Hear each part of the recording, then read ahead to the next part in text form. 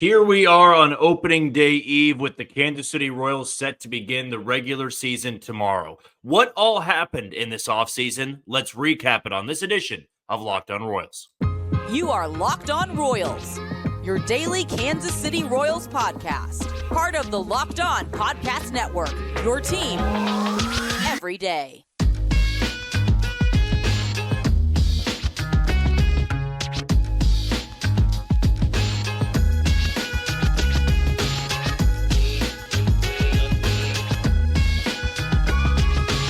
You are tuned into another edition of Locked On Royals on the Locked On Podcast Network. As always, I'm your host, Jack Johnson. You can give me that follow on Twitter or X at JohnnyJ_15. That's at JOHNYJ_15. You also can catch us on wherever you get your podcast. That can be Spotify, Apple Podcast, Amazon Music, Google Podcast, Odyssey, and we're on YouTube. We're now over 1,200 subscribers, which was the second goal before opening day. And I believe we've added over about 600 or 700 subscribers since we began this off season. We've really had tremendous growth, and I thank all the listeners, for putting in the time to subscribe, telling people to subscribe, because we've seen some serious numbers and we've gotten a lot of positive feedback. So for that, I do really, really appreciate that. If you're a first-time listener, if this is your first episode on opening day eve, well, welcome in. We have no problem with you joining this podcast right before the season begins. I'd imagine a lot of people are probably jumping back into baseball now as, college basketball comes down to a close, NFL and college football pays off, and now we're going to get baseball for the next half year, basically. So if you're a first-time listener and you want to know a little bit more about me, well, I'm based here in Kansas City. I work at Sports Radio 810 WHB. Got a show once a week over there, do some co-hosting over there, also do some producing. So I stay pretty busy in the sports world, but with this podcast, I stay strictly on the Royals and Major League Baseball, and you're going to get that for 30 straight minutes. Today's show is brought to you by Gametime. If you're still debating on buying tickets and you've never used Gametime before, well, go and download that app. Use our code that I'm going to give out a little bit later on in the show and get money off on that first purchase over at Gametime. It's such a great app to use. They give you the best possible deals, the best seats, and you don't have to worry about anything. So again, today's show is brought to you by Gametime. Well, it's crazy to think that as I'm doing this podcast tonight, we are now under 24 hours. In fact, I think it's about 18 or 19 hours. My math is terrible. I was never good at math in high school or college for that matter. But we're on the countdown now. We've gone through an entire offseason, a wild offseason in Kansas City, but a fun one. And I think everybody would have done it the same way. I think you would have enjoyed the highs, the lows of it, the slow, really boil that it had. And all of a sudden, there was that couple day stretch in December where everything changed, where the perception of this team changed. When they went after Seth Lugo, when there was the rumblings and the rumors of Marcus Stroman, Michael Wacha joins shortly after Lugo.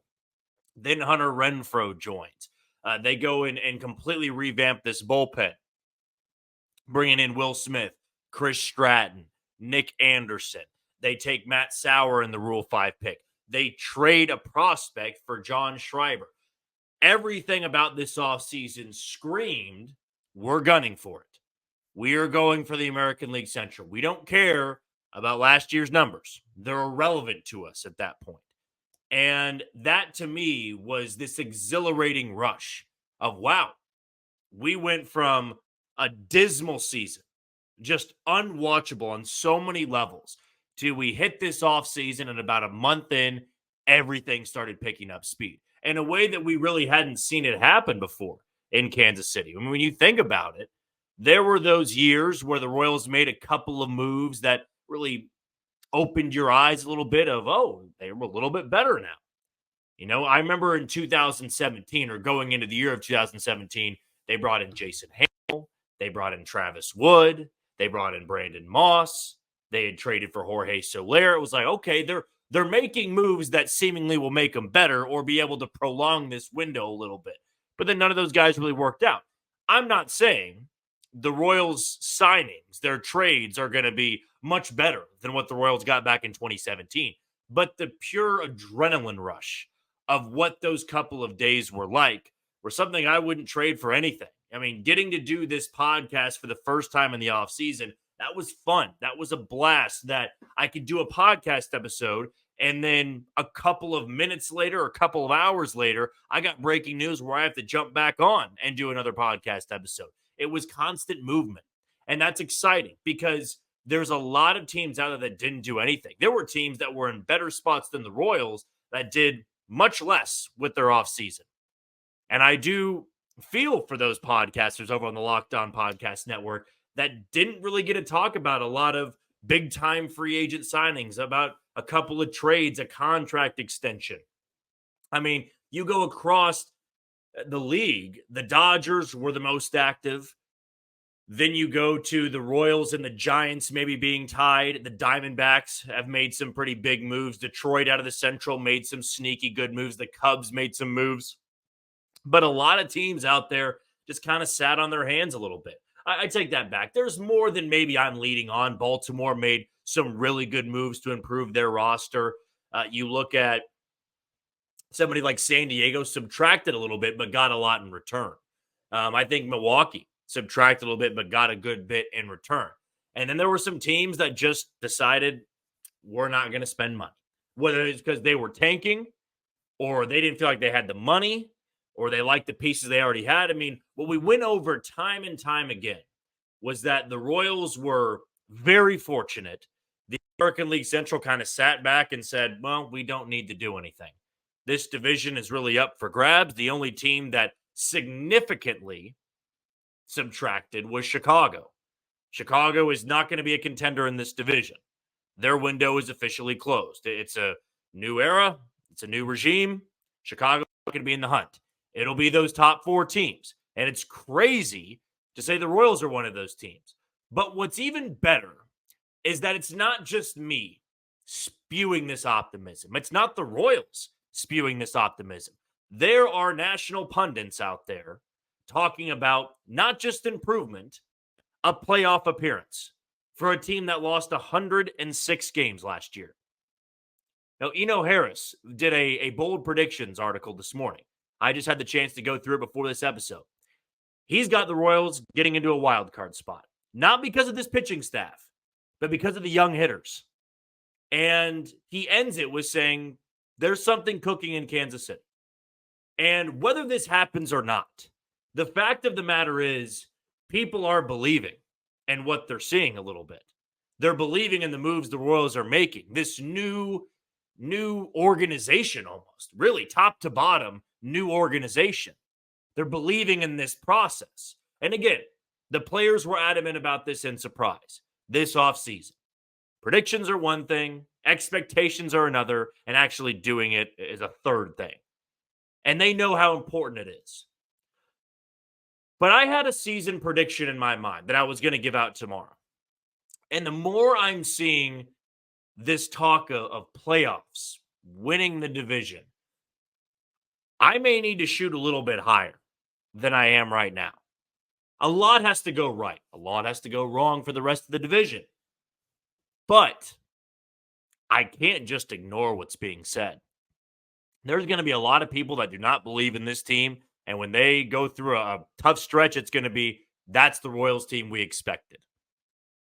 But I think there's no doubt in my mind who the rest of baseball is rooting for to win this division. I believe it was, Fox Sports fans. I saw on Twitter, it popped up just for a second on my timeline that the Royals were picked to win the Central. It was fan voted.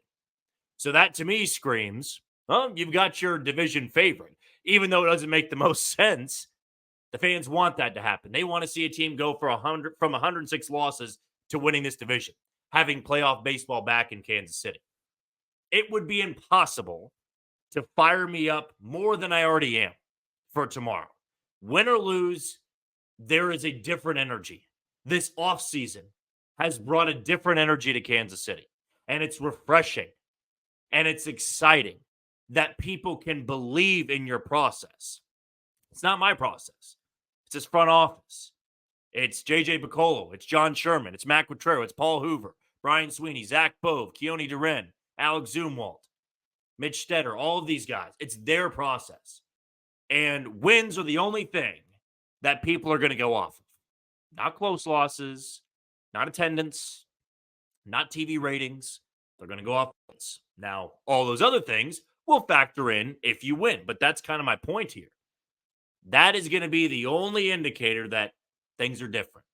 But the belief is right now, with everybody at 0-0, there's something that's brewing in Kansas City, and people are beginning to believe in it. And this offseason was step one in that process.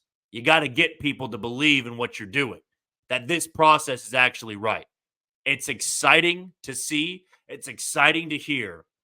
And I don't know if everybody else feels the same way, but if there was a brick wall right now, I'd run through it. I mean, I'm just counting down the hours at this point. I can't wait to see this team on the field. I can't wait to see this team all season long. And hopefully a lot of these bold takes, a lot of these hot takes, these predictions, they come to fruition in Kansas City in 2024. Okay, we're going to take our first break of the show. When we come back, all this effort in the offseason, is it enough for you, the fan, or for me, or is it going to come back to just simply the win and loss record at the end of the year? Kind of a loaded question, but we're going to dive into it next on Locked On Royals. You are tuning to Locked On Royals on the Locked On Podcast Network. I'm your host, Jack Johnson, and you can follow me on Twitter or X at JohnnyJ_15.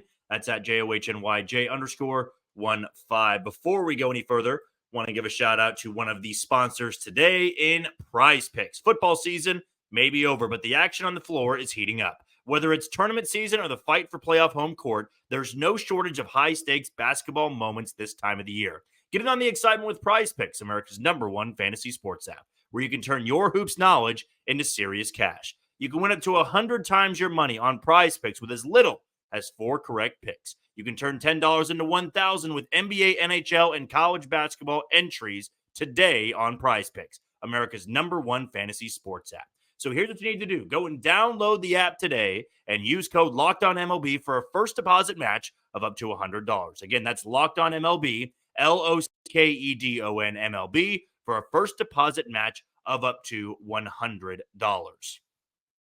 Tomorrow, I think there's going to be a plethora of fans that have different expectations with this team. There are going to be those that walk into Kauffman Stadium with the playoff expectation. Breath of fresh air. This team's different. This team's better. I'm going to believe in it wholeheartedly. I am blindly going to believe it. Then there's going to be the fan that is hopeful but realistic. Right? I think this team's going to be better, but I'm not there yet. I got to actually see this team put it together. And that's totally fair. That's fine. No, I wish that I wouldn't have to put out a win-loss prediction tomorrow, but I've already locked myself into it. I think that for as many people have asked me, I would be wrong in just not giving a win-loss prediction because I'm simply scared to be burned. You know what?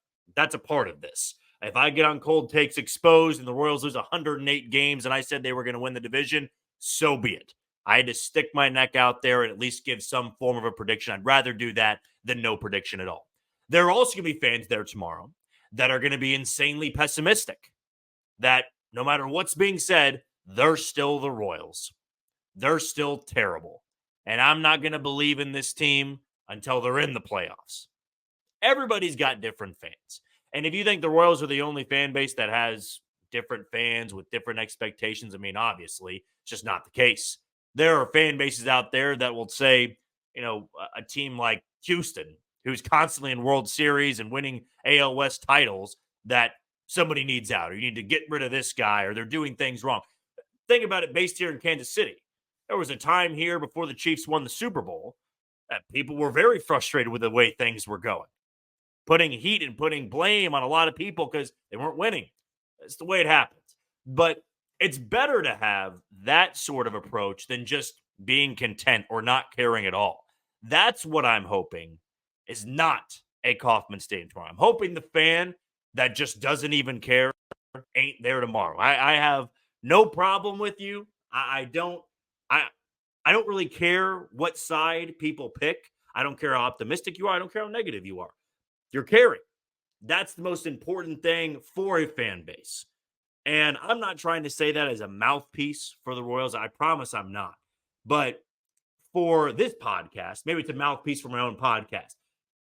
I would hope that the people that watch this, that stay engaged, that are tuned in, they've got strong opinions, that they either really like what I'm saying or they really disagree. That's always been my take with this podcast. I'm never going to be mad at people for disagreeing with what I say. In fact, I'm glad that people reach out, they comment, they say, I don't get this, I don't believe you at all. And that's fine. The last thing you want is somebody going, I don't really care what's being said, not even following me in general. Then okay, I that's a number I don't have to the follower list. But for a fan base and for a baseball team or a sports team in general, they would single out those fans and go, those are the ones we need to be pulling in. We need them to be invested. There will probably be fans there tomorrow that are just there to be there. They don't care if the Royals win or lose. There's real no investment in there. But they may only care about the game being entertaining. And that's another part to it. And so that brings me to this question. After all that rambling, it brings me to this question of what is this offseason meant for the fan, right? Of all those fans I just listed, of the highly optimistic, the highly pessimistic, the realistic one, or the don't care at all one. What was this offseason for you? Was this effort enough? Because for me, I don't know which category I'd put myself into. I'd probably lean toward the optimistic, but also realistic side. But also, I dipped my toe into the realm of pessimism before with this team, many times before. I might teeter back and forth, which is unfair. I hope that's not being a fair weather fan. It's just the emotions that come with a 162-game season. But this offseason, I think this effort made me think a lot differently about the front office. It made me think a lot differently about ownership. Whereas last year, I had a hard time believing that the people in charge were the right people in charge. And I now have a change of heart in that. And that, to be honest, isn't going to change based off the win-loss record for me. It may change for other people out there because you'll say, well, they signed the wrong guys. But in all honesty, the Royals went after guys that were highly coveted. They were not going bargain bin shopping. They were not picking off the scrap heap. Michael Wacha and Seth Lugo were top 10 targets among starting pitchers in baseball. They were being coveted. When we were down in Surprise, Seth Lugo said there was like 5 teams that were heavily involved in talks with him. Michael Wacha, same thing. Now, there might have been some cheaper end guys, Will Smith. You talk about Chris Stratton, Nick Anderson being traded for, John Schreiber. Some of the guys that needed bounce back years, Hunter Renfroe, another one, Adam Frazier, Garrett Hampson. I can understand that. But they also dipped their toe into some pretty big markets to go out there and spend some serious money. And then they lock up their superstar to a long-term deal. That screamed to me that they were serious, that this was the real deal, that this wasn't a gap year, this wasn't a bridge year. This was a we're going for it year. And that I've been dying for in Kansas City for about 5 years, a half decade. Maybe that's being spoiled of, coming off a World Series championship about a decade ago and then, they're not winning enough games. Well, they've lost a lot of games. They've gone from an American League contender to just bottoming out, to being irrelevant in a short period of time. So getting back to the top was going to take some aggression, but it's aggression in a way that we really haven't seen before. Now, I understand that if the Royals lose 90 games or 95 games, this offseason is going to be a moot point. I know the way that baseball fans operate. I'm one of them myself, and I'll probably think negatively if the team loses 90 to 95. But I'm going to try to remain optimistic that if it doesn't go well, they're going to try to spend money next offseason to go a different route, to not stop in that department, because that's the way they're going to compete in this division. This division is not set up by one team to dominate for a decade. We've thought that to be a possibility with the White Sox, with Cleveland. We thought the Royals were going to be able to do it in the mid-2010s.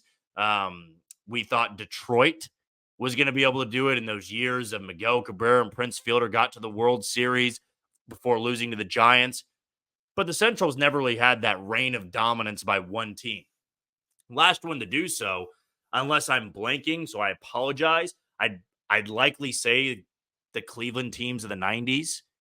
Like, there were some really good Detroit teams. Detroit might be the closest now I think about it. They had a stranglehold on this division for a number of years under Jim Leland.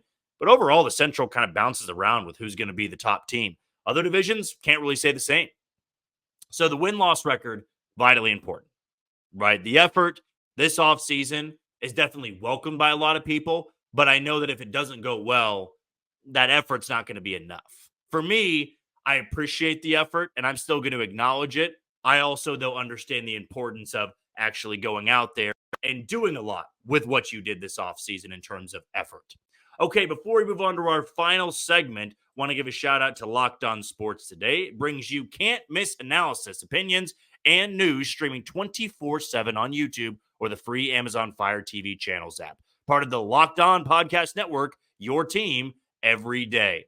Well, let's talk about the team the Royals are going to see tomorrow, Saturday, and Sunday, assuming the weather holds up for the entire series. That is the reigning American League champions, the Minnesota Twins. Let's dive into a series preview next on Locked On Royals. You are tuned into Locked On Royals on the Locked On Podcast Network. I'm your host, Jack Johnson. Be sure to give me that follow on Twitter or X at JohnnyJ_15. That's at JOHNYJ_15. You also can catch us on wherever you get your podcast. That can be Spotify, Apple Podcast, Amazon Music, Google Podcast. We're on Odyssey and we're on YouTube. Just be sure to hit that follow button and subscribe. Before we wrap up the show, want to give a shout out to the title sponsor today in Gametime. Now, with Gametime, you got to go over there to buy any tickets you may be thinking about. That could be opening day.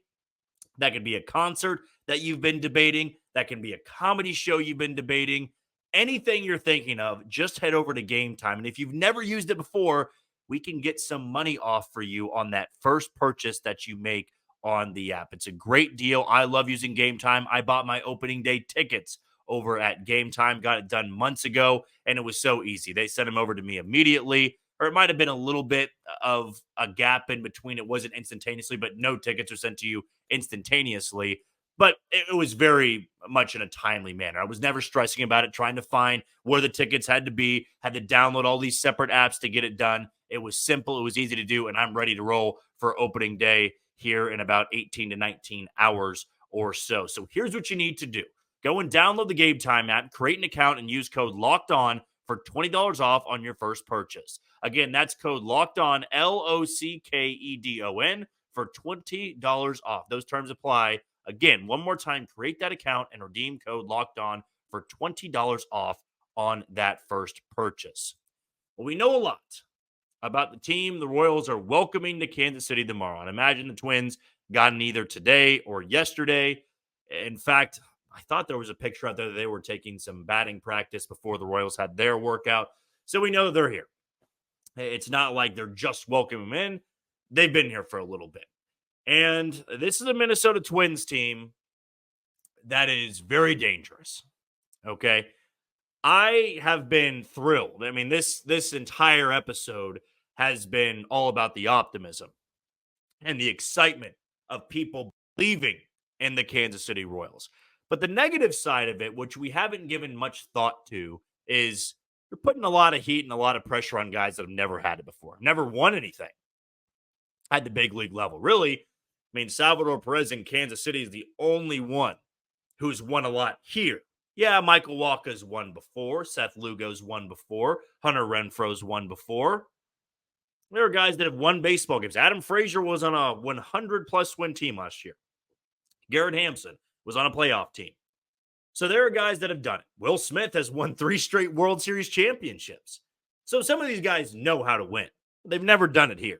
Salvador Perez is really the only guy who has done it here.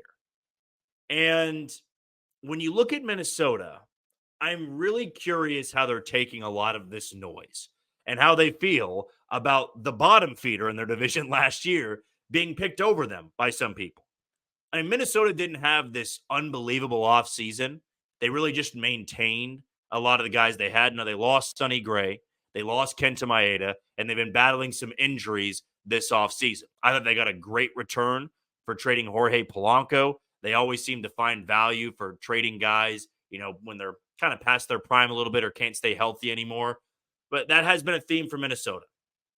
And when I look at all these bold predictions for the Royals and how they get to that spot, I'm not sure the Royals win this division if Minnesota stays healthy, but it's also a big if, right? I titled this segment The Big Bad Twins because they are when they're healthy. They've got an elite rotation. They've got an elite bullpen. They've got a dark horse MVP candidate, Royce Lewis, over at third base. I mean, you're going to see tomorrow a team that is much better than people give them credit for. And what I keep going back to is, how are they taking it?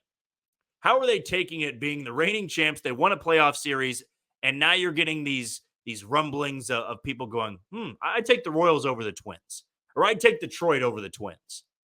Minnesota just doesn't really get the respect that I personally believe they deserve.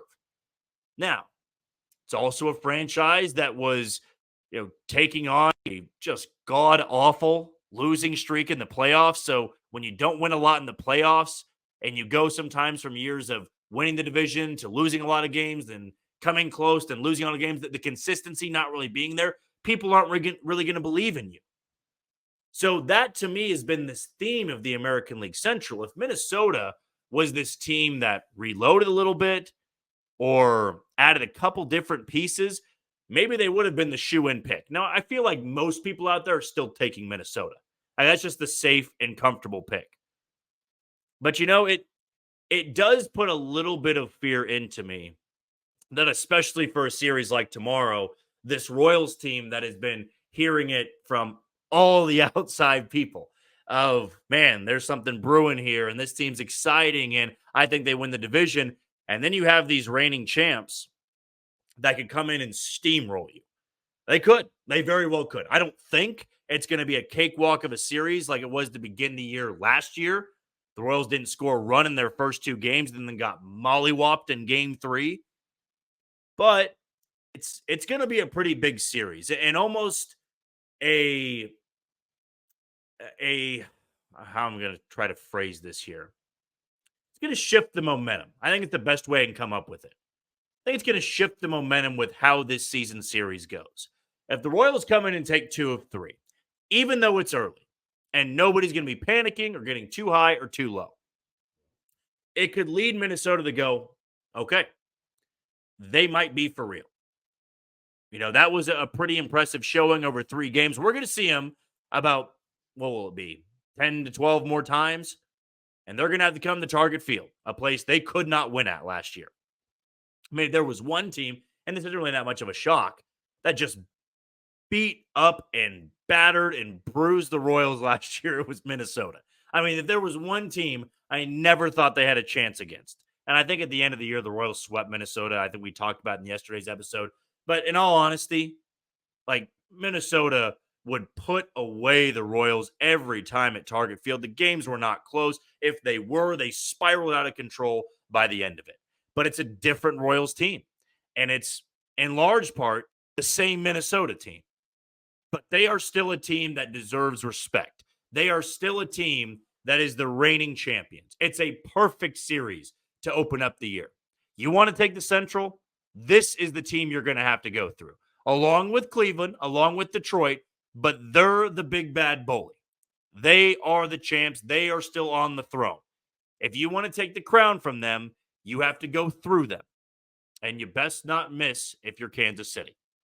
Well, that is going to do it for an opening day eve episode of Locked On Royals here on the Locked On Podcast Network. I've been your host, Jack Johnson, and be sure to give me that follow on Twitter at JohnnyJ_15. Before we say goodbye, one last shout out to Locked On Sports Today, which brings you can't miss analysis, opinions, and news streaming 24/7 on YouTube or the free Amazon Fire TV channels app.